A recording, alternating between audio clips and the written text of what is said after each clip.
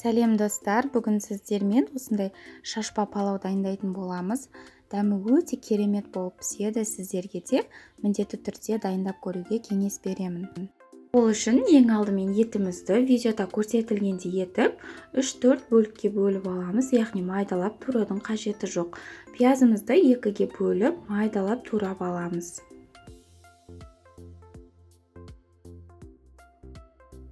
Сәбізімізді видеода көрсетілгендей етіп, ірі соломика қылып турап аламыз.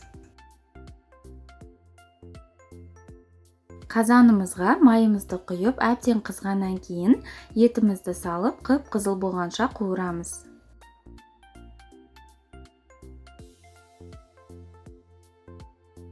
Тұз салып, пиязымызды салып, пияз қып-қызыл болғанша тағы да қуырып аламыз. Пиязымыз қызарғаннан кейін сәбізімізді салып 5-10 минут қуырамыз. Осылай сәбізімізді жақсылап қуырып алғаннан кейін үстіне қайнап тұрған ыстық суымызды құямыз. Ең бастысы бізде ет, сәбіз барлығы суға батып тұруы қажет. Одан кейін дәміне қарай дәмдеуіштер, тұз, бұрыштар қосамыз.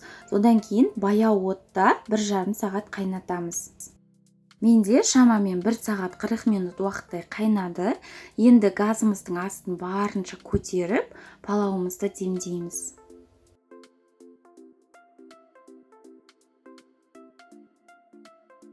Палауымыздың суы әбден тартылғаннан кейін күрішімізді осылай ортаға үйе отыра, ағаш таяқшаның көмегімен немесе қасықтың көмегімен осылай тесіктер жасап қоямыз, және де бетін жауып астын бәсеңдетіп жарты сағатқа демдеп қоямыз.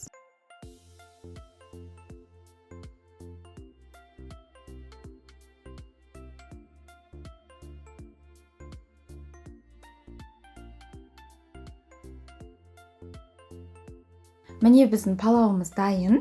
Мен ең алдымен етін осылай бөлек алып, бетіне турап алдым. Дәмі өте керемет болып шығады, сіздерге де міндетті түрде жасап көруге кеңес беремін. Егер де сіздерге осы видео ұнаса, каналға тіркеліп қоюды ұмытпаңыздар.